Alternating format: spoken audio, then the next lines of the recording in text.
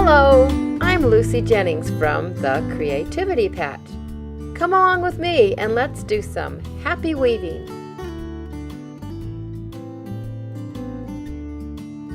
Here's everything you need for this project. As you can see, it's an earthy project, my favorite. I'm going to be using hemp jewelry cord for the warp, number 4 worsted cotton for accents as I weave the fabric strips back and forth. Going to need a ruler, just a little bit at the start, fork for beading, scissors for cutting, and a blunt end tapestry needle with the biggest hole that you can find. We only are going to need a little bit of glue at the very end, and any kind of glue that dries clear will be just fine. It doesn't have to be any kind of fabric glue.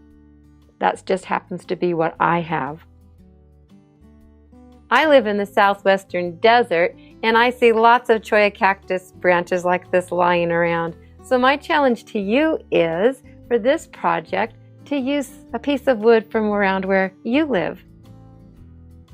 And the fabrics I've chosen for this one, they are commercial fabrics, but they look batik-y and hand-dyed, which I love.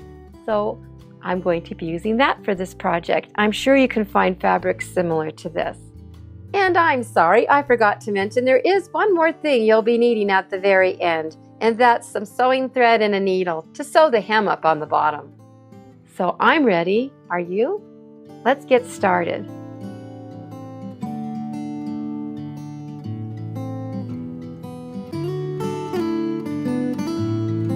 If you'd like to learn more about weaving, subscribe to my channel.